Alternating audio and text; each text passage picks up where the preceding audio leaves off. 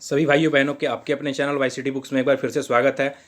Please जो अभी तक हमारे चैनल को सब्सक्राइब नहीं किए होंगे जरूर सब्सक्राइब कर लेंगे। उसके बगल में बेल आइकन उसे भी दबा देंगे जिससे कि नोटिफिकेशन आप लोगों के पास पहुंच जाया करेगा।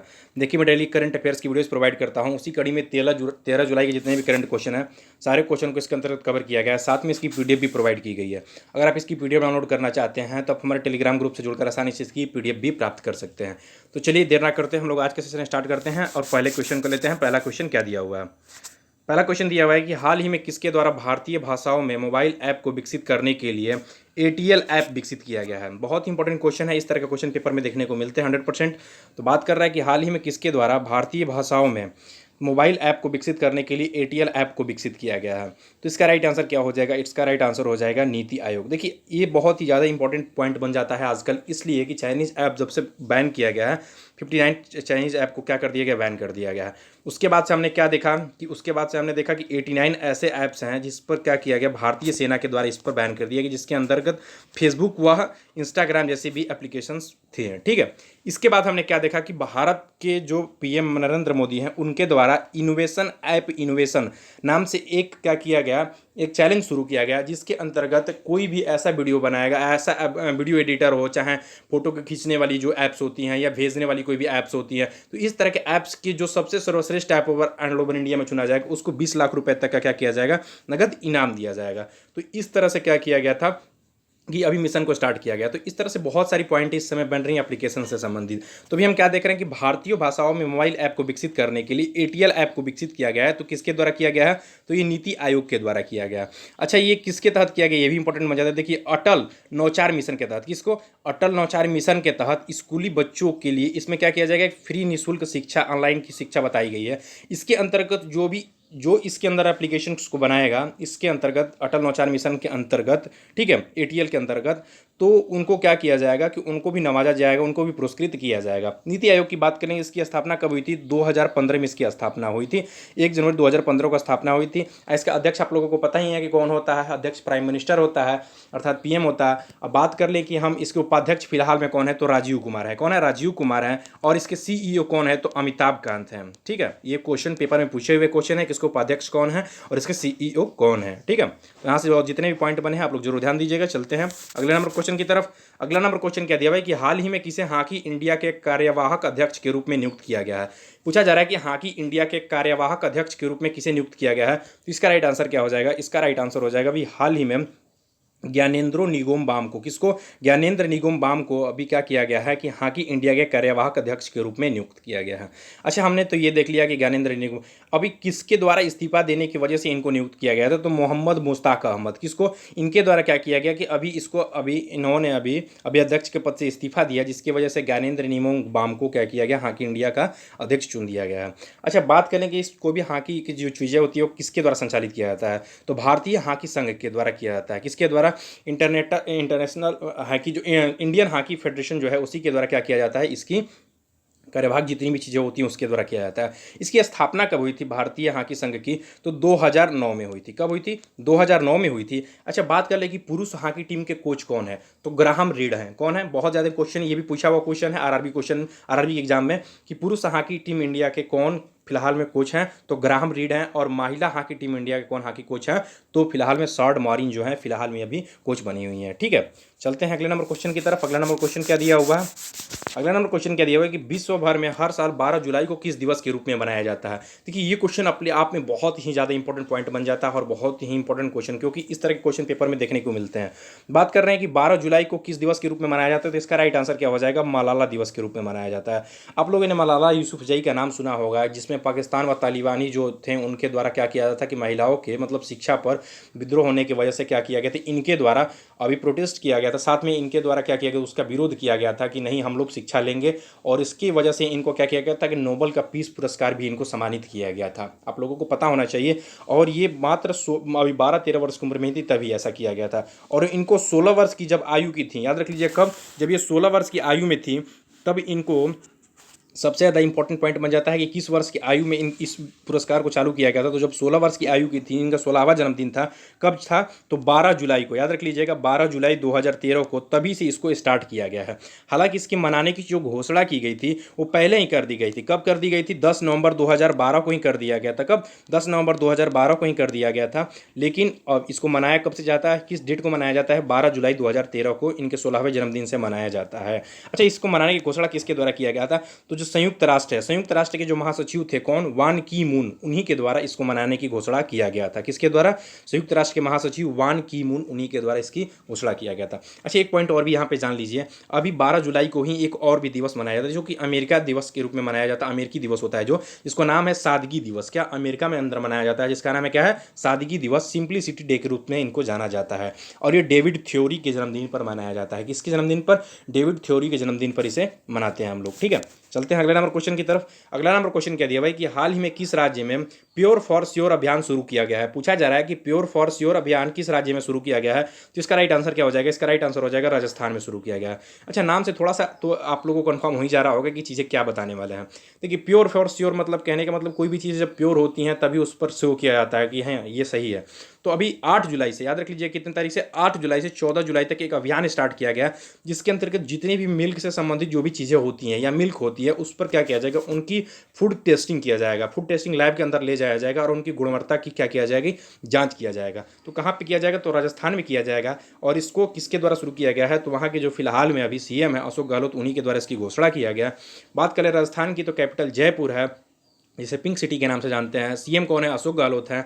और फिलहाल में गवर्नर के पद पर कौन बने हुए हैं? तो कलराज मिश्र हैं, जो वहाँ पर गवर्नर के पद पे बने हुए हैं। चलते हैं अगले नंबर क्वेश्चन की तरफ। अगला नंबर क्वेश्चन क्या दिया हुआ है कि हाल ही में सिंगापुर के नए प्रधानमंत्री कौन बने हैं? पूछा जा रहा है कि सिंगापुर के नए प्रधानमंत्री कौन बने हैं। तो इसका राइट आंसर क्या हो जाएगा? सीएन लुंग बने हुए हैं। कौन? सीएन लुंग जो है फिलहाल में अभी सिंगापुर के नए प्रधानमंत्री के रूप में बने हुए हैं। अच्छा, हमने अभी तो देख लिया कि सिंगापुर के नए प्रधानमंत्री सीएन लुंग बने हुए हैं।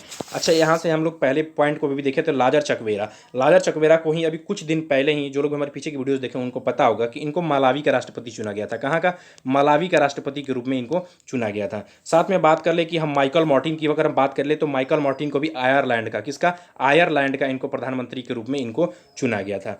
और यहाँ पे इन तीनों से डिफरेंट थोड़ा सा एक पॉइंट मैंने दिया है, अमादो गान कुलबली। देखिए ये कहाँ के थे? तो याद रख लीजिएगा, आइवरी कोस्ट। ये एक देश है, आप लोगों को पता होगा कि साउथ एशियन एक दोस्त देश है, और इसमें इन्हीं के जो प्रधानमंत्री थे आइवरी कोस्ट के, अमादो गान कबूली, इनका भी हाल ही में अर्थात कल की डेट में इनकी क्या हो गई है? मृत्यु हो गई है। तो अभी आप लोग जान लीजिए, ये बहुत ज़्यादा इंपॉर्टेंट पॉइंट बन सकता है, पेपर में पूछा सकता है। इनकी 61 वर्ष की आयु में इनकी मृत्यु हो गई है। चलते हैं अगले नंबर क्वेश्चन की तरफ। अगला नंबर क्वेश्चन क्या दिया हुआ है कि हाल ही में किस पशु गणना को Guinness book of world record में शामिल किया गया है? ये इंपॉर्टेंट क्वेश्चन हो सकता है। Guinness book of world record में शामिल किया गया है, तो किसे शामिल किया गया है? तो बाघ पशु गणना 2018 को। किसको? बाघ पशु गणना 2018 को क्या किया गया है? Guinness book of world record में इसको शामिल किया गया है। थोड़ा सा यहाँ पे इंपॉर्टेंट 2-4 पॉइंट है, इसे जरूर ध्यान दे दीजिएगा। देखिए, सबसे ज़्यादा बाघों की पता होगा कि अगर सबसे ज़्यादा बाघ कहाँ पाए जाते हैं? इंडिया में पाए जाते हैं। और याद रख लीजिए कि बाघों की जो इंडिया में फिलहाल जो जनसंख्या है 2967 संख्या मानी गई है, अभी फिलहाल में जो रिपोर्ट आई है। और उसमें बात कर लें तो ये जो है पूरे विश्व के बाघ का 75% सिर्फ इंडिया में है। इंपॉर्टेंट है, ध्यान दीजिएगा, 75% सिर्फ इंडिया में बाघ रहते हैं। और इन्हीं की जो ये रिपोर्ट आई है, हाँ बाघ जो पशु गणना की रिपोर्ट आई है, इसमें ये बताया गया है कि 141 भागों में, कितने? 141 भागों में 26,838 कैमरों की मदद से, कितने? 26,838 कैमरों की मदद से इसमें 1,21,337 वर्ग किलोमीटर का सर्वे किया गया, जिसमें यह बताया गया है कि दुनिया का सबसे बड़ा ये वन्य जीव संरक्षण, कैमरे की दुनिया का सबसे ज़्यादा वन्य जीव संरक्षण इसको घोषित कर दिया गया, जिसकी वजह से क्या किया गया? इसको गिनीज बुक ऑफ वर्ल्ड में इसे शामिल कर लिया गया। तो यहाँ जितने भी पॉइंट बने हैं बहुत ज़्यादा इंपॉर्टेंट है।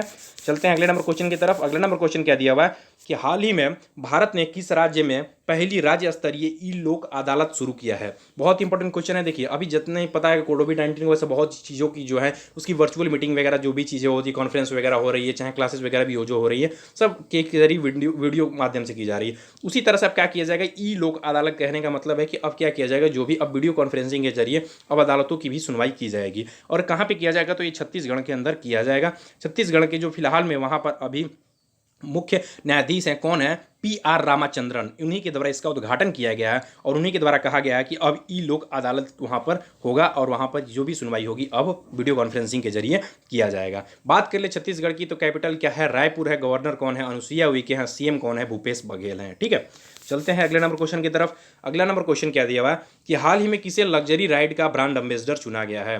पूछा जा रहा है कि हाल ही में किसे लग्जरी राइड का ब्रांड एम्बेसडर बनाया गया है, तो इसका राइट आंसर क्या हो जाएगा, इसका राइट आंसर हो जाएगा अभी सुखबीर सिंह को बनाया गया है। किसको, सुखबीर सिंह को अभी लग्जरी राइड का ब्रांड एम्बेसडर बनाया गया है, जो कि एक गायक के रूप में जाने जाते हैं। अच्छा, लग्जरी राइड है क्या, तो ये सेकंड हैंड गाड़ियों की जो है उसकी शोरूम के रूप में जानी जाती है लग्जरी राइड। ठीक है, और इसी के अभी फिलहाल में ब्रांड एम्बेसडर चुने गए हैं सुखबीर सिंह।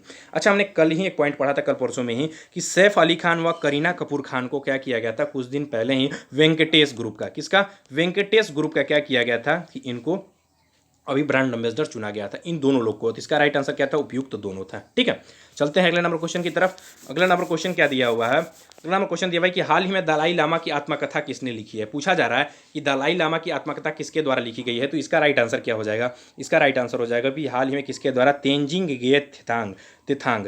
आप लोगों ने इनका नाम थोड़ा सा नहीं भी सुना होगा तो मैं बता दे रहा हूँ। देखिए, इनके द्वारा क्या किया गया था, 1989 में इनको पीस पुरस्कार भी दिया गया था। कब, 1989 में इनको पीस पुरस्कार भी दिया गया था, पीस का नोबेल पुरस्कार दिया गया था, सॉरी, पीस का नोबेल पुरस्कार दिया गया था। और ये सबसे करीबी माने जाते हैं दलाई लामा के। ठीक है, तेंजिंग गे तेनांग, और इन्हीं के द्वारा भी क्या लिखा गया, दलाई लामा की जो आत्मकथा है लिखी गई है। कर्णपुरी के बारे में मी टू पुस्तक लिखी गई थी, उर्जित पटेल के बारे में भी मैंने बताया था कि ड्राफ्टिंग की सुविधा लिखी गई थी, अब्दुल मन्नान के द्वारा बिहाइंड द मास्क की। इस तरह से पॉइंट जितने भी बनते हैं आप लोग डेली कवर रहा है, वीडियो लंबा ना हो इसकी वजह से मैं उतना डिटेल में नहीं बताना चाहता हूँ, क्योंकि आप लोग अगर डेली रहेंगे तो चीज़ों को आसानी से समझ पाएंगे। ठीक है, चलते हैं अगले नंबर क्वेश्चन की तरफ। अगला नंबर क्वेश्चन क्या दिया हुआ है कि हाल ही में किस मंत्रालय ने असीम नामक AI आधारित डिजिटल प्लेटफॉर्म को शुरू किया है। पूछा जा रहा है कि किस मंत्रालय के द्वारा असीम नामक AI आधारित, AI जहां भी देखने को मिले वहां पर आर्टिफिशियल इंटेलिजेंस जान लीजिएगा। ठीक है, आधारित डिजिटल प्लेटफॉर्म को शुरू किया गया है, तो इसका राइट आंसर क्या हो जाएगा, तो इसका राइट आंसर याद रख लीजिएगा कौशल विकास मंत्रालय। इसका पूरा नाम जो होता है कौशल विकास व उद्यमता मंत्रालय इसका होता है। ठीक है, तो अभी इसी के द्वारा क्या किया गया है कि असीम नामक आधारित डिजिटल प्लेटफॉर्म को शुरू किया गया है। अच्छा, इसमें क्या होगा, तो याद रख लीजिएगा असीम का पूरा नाम थोड़ा सा जान लीजिए, आत्मनिर्भर स्किल्ड एम्प्लाई मैपिंग। क्या है, आत्मनिर्भर स्किल्ड एम्प्लाई मैपिंग इसका पूरा नाम है। और इसके अंतर्गत इसका सबसे ज़्यादा जो उद्देश्य रखा गया, इसमें रोजगार पैदा करने तथा सूचना प्रवाह को में सुधार लाना, जहाँ ज़्यादा से ज़्यादा जो भी रोजगार है उनको पैदा करना, और जो लोग भी हैं उनको क्या क्या रोजगार देने की बात इसके अंतर्गत कही गई है।